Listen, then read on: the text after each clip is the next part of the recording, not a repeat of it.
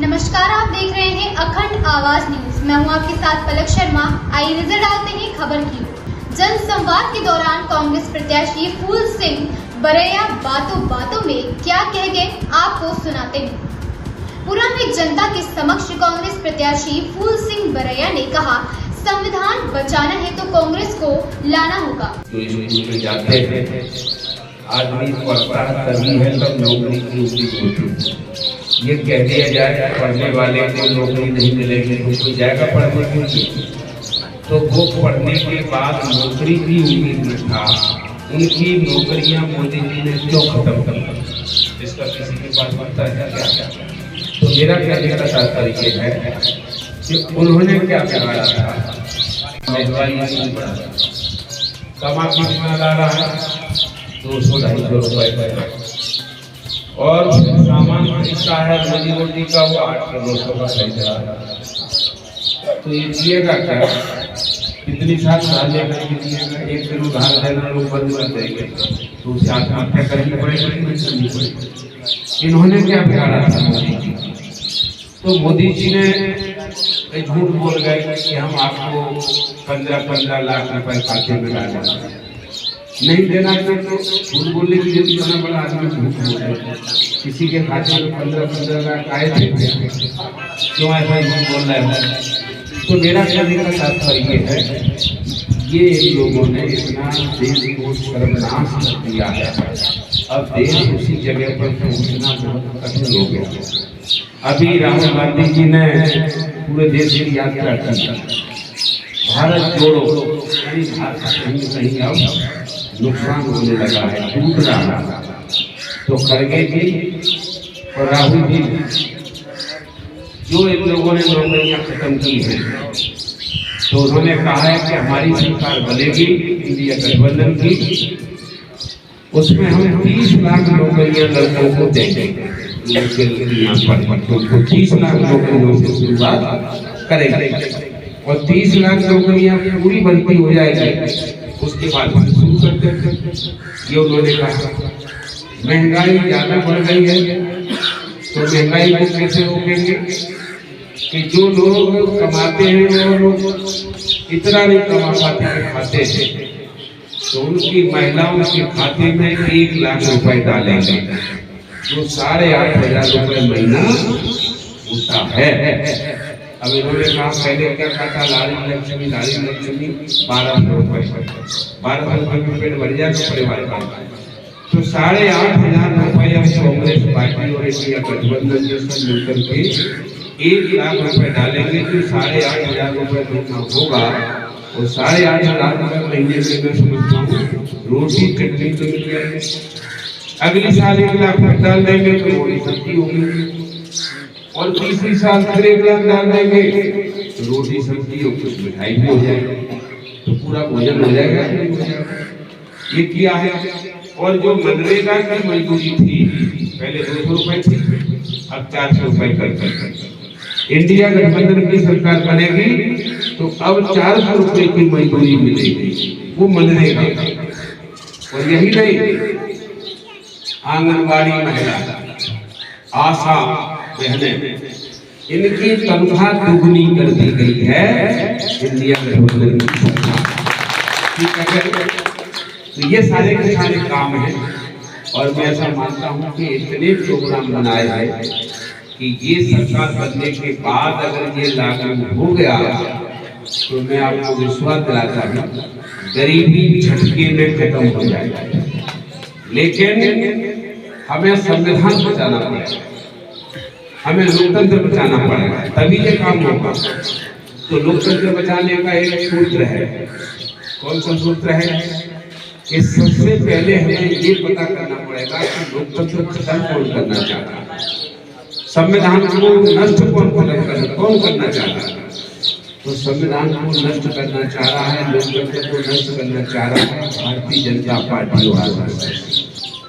ये प्रचार करना पड़ेगा कि भाजपा लोकतंत्र खत्म करना चाहता है, ये सारा प्रचार करना पड़ेगा।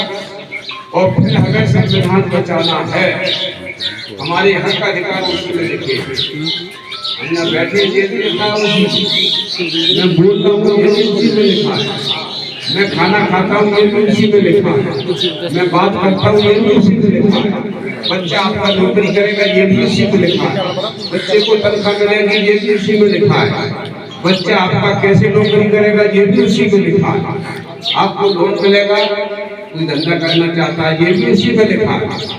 तो जब ये उसमें लिखा है तो ये उसको खत्म कर देंगे तो हमारा तो सब कुछ तो किया कि नहीं किया।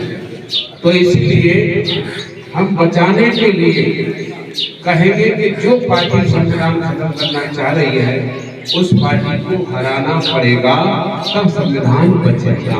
यही बात है क्या? यही है। तो हम हराने के लिए क्या करेंगे? हम भाजपा को जैसे हराए तो बताओ कौन सी पार्टी को वोट डालेगा? भाजपा हारेगी। कांग्रेस है, इसके अलावा कोई रास्ता तो नहीं।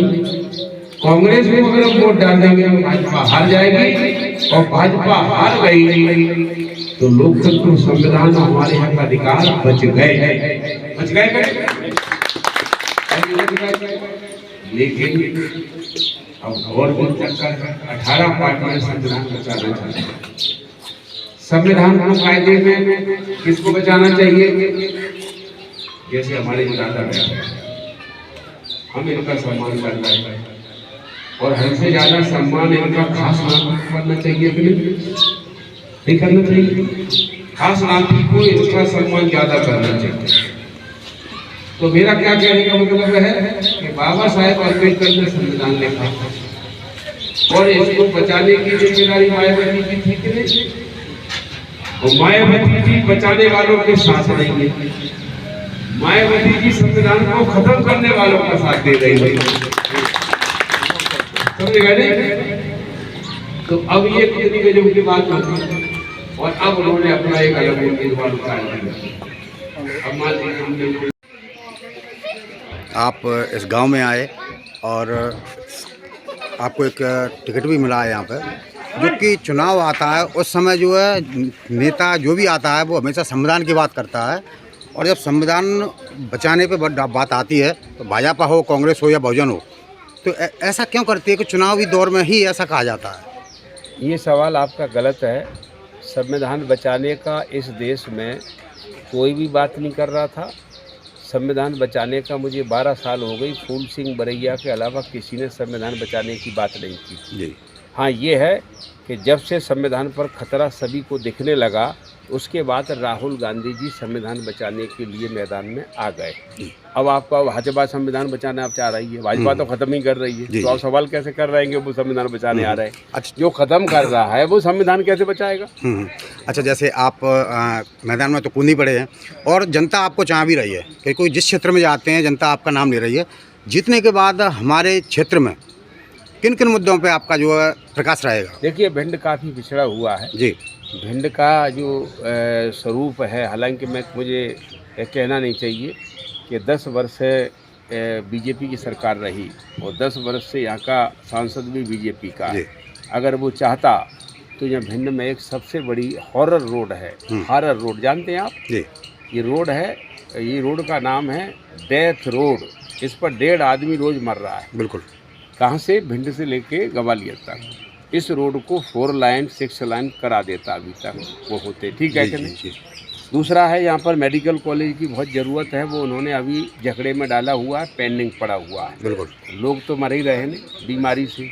अब आपका झगड़ा चले 2 साल, तब तक तो वो ख़त्म हो जाएगा। बिल्कुल।